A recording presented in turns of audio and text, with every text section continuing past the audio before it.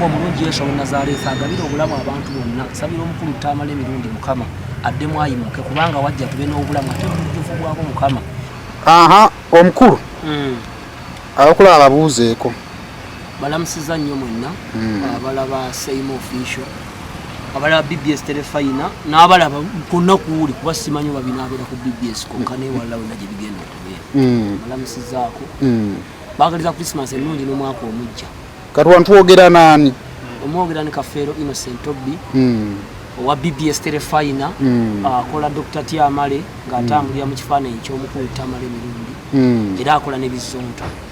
Brief abantu bali bakola for a long period of time ng'okola character eya Tamale Emirundi. Mu kaseera kano mulwadde naye omuntu ayenda ateze okumanya wapikinga otya interest mu muntu oyo? Nze simanyi sina bwe napikinga interest kubanga neewuunya nze omukulu Tamale Emirundi nakula muwuliriza ku Gasimbaga ne bannamawulire ne ba Peter Kibazo naye ng'eyanyumirwanga radio Simba kubanga ku Simba kuyasookeranga okukola ebintu bwebito naye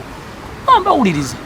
naye nga saakiteekako mbwongo n'akamu nti lumu ndyogeza Tamale Emirundi wabula lumu tuba tuli mu production ya Simba nga tulina obulango butukola ne Bandawusi ne mbaaka eddoboozi lyenkola bwaliwo akalango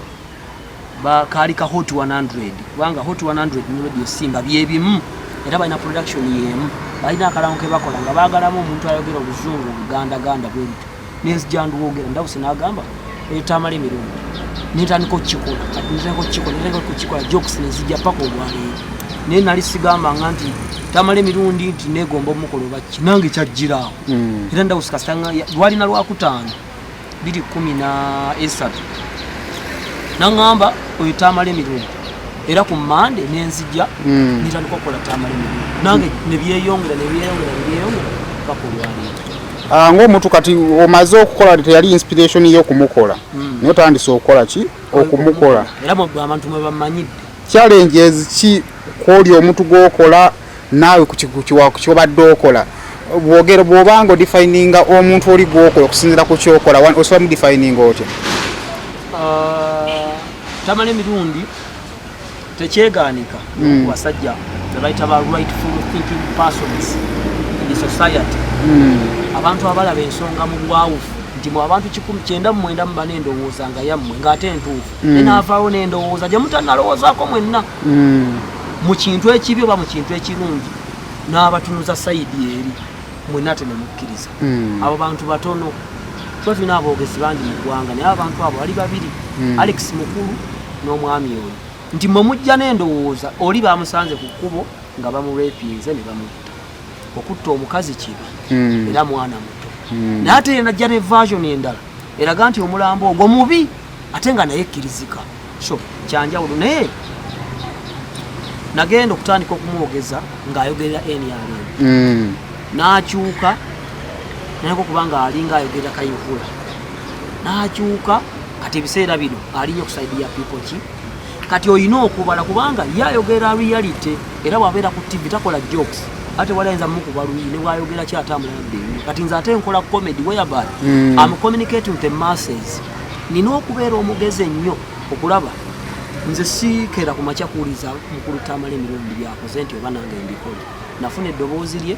neteekamu jokes zange ne sensation ninkola ebintu byange ne bibeerawo era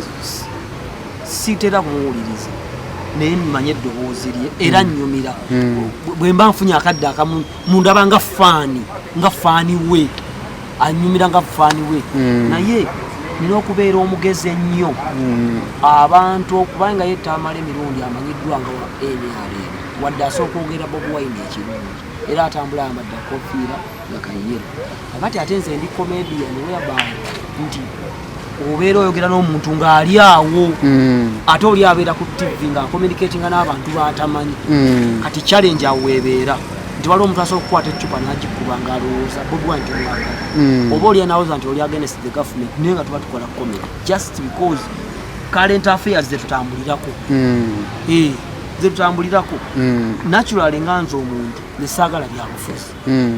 kubanga nze gye bufa ne gye bukoma mmanyi bannabyabufuzi balimba bayaabi akulaga naye ng'alina waliwo kirowoozezaako nti nno existence ya Tamale Mirundi determining your continuity oba kakati Tamale Mirundi okubanga waali nange gwentambulira kubanga waliwo ekikoleza kinnaakyo tukkiriza oba tugaane bwenvaawo tasalwa wabula bwavaawo nze nsalwa mbeera yonna kubanga oli nga boga nti wabaawo gye bayita master cd kubajja copies zonna master cd eyo baako ekizibu ne copies zino zonna zibaako nga amwongerezi wa firimu agamba tokatya kali ku origin zakali kumaka teri master cd ne bwe mbasibuka era muwuliriza kukola byakola oli zijjako kyenkola era omuntu kuba nagatta mu sensationalism okulingiza mu audience y'abakazi kubanga originally Tamale Mirundi yawulirizibwanga abasajja abategeera politics naye kati otwajja mu comedy abakazi oteekamu ebintu ebiri soft kubanga comedy simplified the life bona ayogera ku politics omwerero ojja kuba obalesi kati nze keeko ke nayongeramu nti nyongeramu sensationalism omwangu n'omwana omuto okutegeera ky'oba nti nagatta audience Tamale gy'ataayina ey'abaana ba secondary abaana abato abaana ba university abaana abawala abatateekayo nnyo budde ku analysinga bintu biri deeply political okay so kakati abadde mulwadde of late singa oba ofunye omukisa nga otuvudde ku bino oba biki wandigenze n'omulaba ekyobulwadde kyanjawulo obulwadde ekibawo kyonna kyekigambo ekyogererwa ku muntu akwagala n'atakwagala nti mukama akusuusa naye olwaleero olwa media ya Uganda singa nkola embeera yonna eyagala omulaba olwaleero kiyinza okulabika obulala gyali nti oba njagadde mukolerako mawulire oba ki obanga whatever we do as comedians people take it as comical akibula nti napostinga ku Facebook yange nange ng'omuntu njagala awone addemu akole kubanga eggwanga limwetaaga waliwo abantu nga babeera abalwadde obanga bavaawo ng'eggwanga lifiirwa bingi kati nga Moses Radio lwaleero music alimu ekituli kinene wa Moses Radio okuvaawo politics wa Uganda afuna ebituli bingi nnyo omukulu Kyanjo bwe yamuvaamu waali netakyali active nga bwe yabeeranga edda kubanga baali ba political analysts nga bantu they are very big and enormous in the political field bwe bavaamu tuba tufiirwa ebintu bingi kubanga olwaleero bwabanga Tamale Mirundi ali ku TV bwati aba communicating n'abantu over 10 million people kitegeze kiba kinene nnyo abazimbye erinnya bwavaawo buli muntu akosebwa otandikidde kunze abantu bagamba nti mukozesa characters z'abantu nene mutazza na muzigo walozezaayo ku muzigo anti kakati lwaki bwogenda mu nzu bagamba towampologoma mmere obupande bubeerawo oli mu zzu entebe baga nti bwoba olina kyoyagala okuwa empologoma kyonna yita guide kuba oyinza okuteekayo omukono ogiwa ennyama yes mmere ya mpologoma neekulumako omukono oba neekusika nekkuba munda neekulya ekyo nakyo okyegendereza osinga okuviibwa kwa Tamale Mirundi God forbid Uganda eyinza kufiirwa ki bingi buli muntu alina kyagasa osobola okuba ne house gaali ewaka omusasula emitwalo egi naye nga ewaka otambula n'olekawo nga walungi nga bwavaawo bintu bingi bigenda kwonooneka tojja kuddamu kulunda nkoko tojja kuddamu kulunda nti tojja kuddamu kola n'enfuna yeekenderwa muntu ogwo kati ate kirabika kitya eri omukulu nga Tamale Mirundi omuntu asobola okuyimira ku TV n'alabibwa millions of people kitegeeza that person is a crowd puller ate ng'ali consistent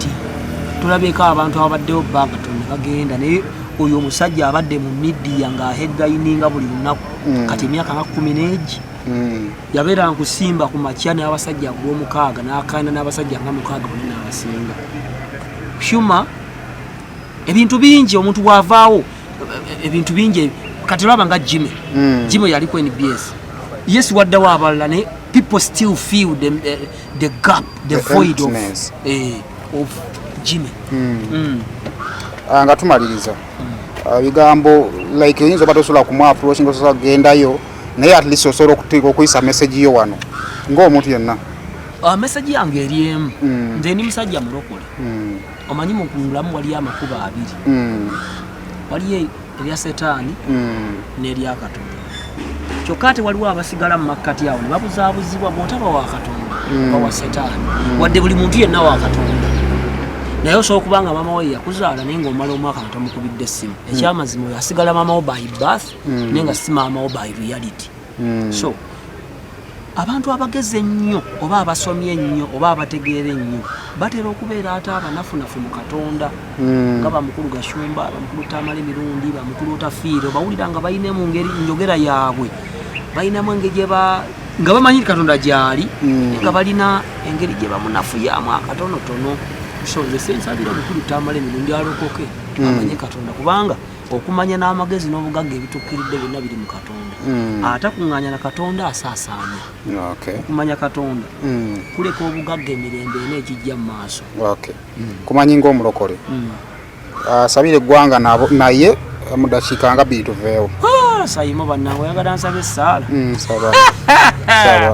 Ayi nze omwonoonyi bwe nti. Saba. Kale kati nzibirizza. Kitange omulungi Yesu ow'e Nazaaleesi nkusinza kubanga osaanidde. Kwebaza kubanga eggwanga lyange Uganda otukuumye, kwebaza olw'ebirungi by'otuwadde, kwebaza olw'abakulembeze, kwebaza olw'abasawo, kwebaza olw'abasirikale, kwebaza olw'abazaalisa, kwebaza olw'abasomesa n'olw'abantu bonna Mukama. Weebale enkuba n'ekyokulya n'ekyokunywa. Weebale Mukama okututaasa Ebola, weebale okututaasa entalo, weebale okututaasa okufa, weebale okutuwa emmere Mukama, weebale okutwawula ku nsi endala Mukama tubeera Pearl of Africa. Kitange omulungi Yesu ow'e Nazaaleesi agabire obulamu abantu bonna. Sabira omukulu Tamale Mirundi Mukama addemu ayimuke kubanga wajja tube n'obulamu ate n'obujuvu bwabo Mukama. Kyewava olabisibwa Yesu ow'e Nazaaleesi ejjoogo lyombiri ggwe Mukama muwe obulamu Mukama, amagumba ge gazzeemu amaanyi Mukama, omwoyo gwe guyimuse Yesu ow'e Nazaaleesi ebitawaanya obulamu bimaleewo kubanga olina obuyinza ku kufa n'amagombe tukyamwetaaga Mukama. N'eggwanga lyaffe Uganda Mukama tulyetaaga okubeera nga ddamu. Nsabira abantu bonna benkola nabo mu media. Nsabira Mariaki, nsabira Madrat and Chiko, nsabira Maulana and Dwayne, nsabira Muhanji, nsabira Simon Semwogerere, nsabira Kaleera, nsabira abantu bonna Jajja Buluusi, nsabira abantu bonna benkola nabo ku BBS. Bawo omukisa, bayiweeko omusaayi gutumaleko omwaka, tandika omwaka omulala tuli balamu. Byonna mbisabye ssebo nga neebaza nga mpita mu linnya lya Yesu Kristo yafa n'azuukira. Amiina. Ekisa kya Katonda n'okwagala kwe n'okusa ekimu okw'amu omutukuvu bibe ku Tamale